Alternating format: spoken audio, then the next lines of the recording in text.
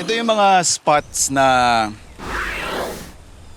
nagre-remind sa akin dun sa kinalakihan kong generation. Probinsya, yung bahay namin din kasi sa Mindoro, pagbukas mo ng pinto, eto literal, kitang-kita mo na yung bundok. It reminds you of the simple things, simple ingredients. Isa sa mga meron sila dito is yung lemongrass. Pag ganito kasi camping ground nila to, syempre hindi naman tayo pwedeng dumayo ng tanay na simpleng barbecue lang yung ipapatikim natin. So, we have to have a different approach. Gagawa tayo ng beef and bacon skewers. So, ito lang, inaayos ko lang yung ating parang pinakapang garnish. Yan, tapos na ako sa mangga. So, this is how we assemble yung aming skewers or barbecue sa restaurant. So, yung ating surface. For me, what makes a good barbecue, or especially for someone na nagluluto ng barbecue, is yung ratio ng taba tsaka yung meat, yung lean meat. Since we are using tapakat sa palengke, definitely makikita ninyo very limited yung marbling niya. So, ibig sabihin, yung marbling na yan yung fat content ng meat. So, medyo on the lean side ito. So, we're going to help our skewers with the fat side by using bacon. So, ganito lang yan. What I like about this technique, ika nga, is it's a different, more complex yung parang nangyayaring presentation. So, ngayon, nilalatag ko lang yung pinaka thinly sliced na beef cut sa ating chopping board. So, ito yung unang layer natin. Beef on the bottom. And then, yung ating bacon. So, kung mapapansin ninyo, hindi ko rin siya sinisison muna. That depends on the saltiness or type of bacon that you are using. Ito, hindi siya smoke, hindi rin siya sweet. So, ito yung maalat na type ng bacon. So, that's our second layer. Tatap lang natin ulit yung isa pa ng another layer ng ating beef meat. Okay?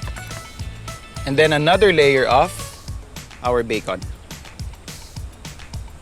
We have here yung ating meat na iba't iba yung layer. Imaginein lang ninyo kung gaano kalaking cube or size or chunk ng meat yung gusto ninyong i-secure sa skewers. So ito, I'm thinking of doing mga 1.5 inch.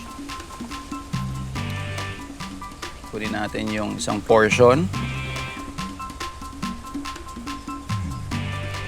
And then, we will secure it.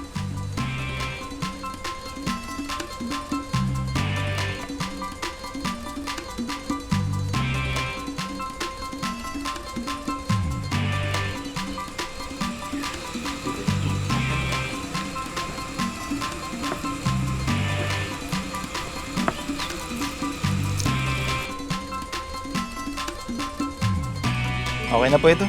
For our basting liquid, syempre, yung pinaka magdadala dyan is yung ating lemongrass.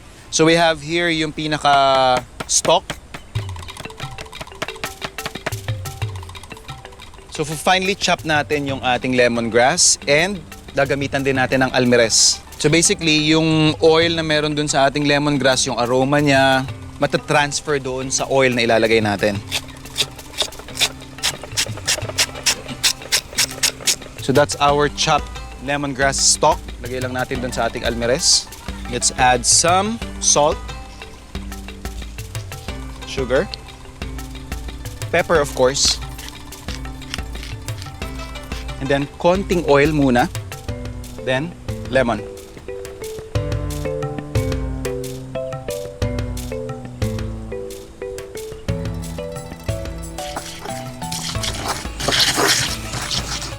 Then we add more oil.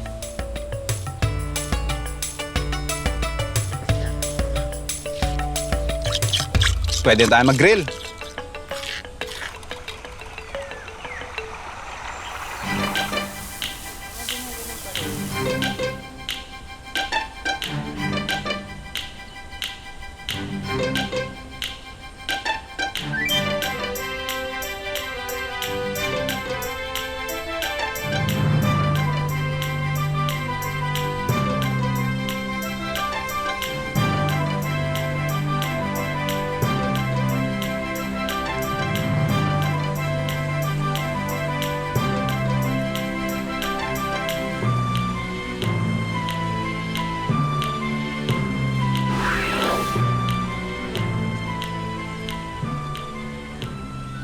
Kapag sinabing camping, Tanay Rizal ang madalas tayuhin ng adventurous urbanites na naghahanap ng relaxing escape na hindi naman kalayuan sa Metro Manila.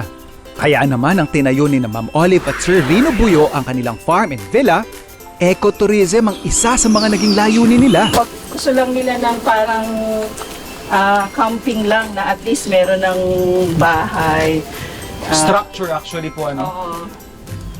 Pwede rin itong ibukas ng para talagang yung nature I mean, very basic. Pero when you're in this kind of environment, this is perfectly what you would need lang eh. Sa loob ng kanilang camping grounds, malaya rin ang kanilang mga bisita na mamasyal sa karatig na farm. Actually, pag labuyo, sir, pag ganito mga native na labuyo, mahirap siyang i-propagate eh. Sila lang nagkukuha niyan. Hindi, may magic. Siya ng one. Ito naman po yung sinasabi nilang jablo. Maanghang din yan, sir. Oo. Maanghang po ba, Oo. sir? Pero malakas yan, sir.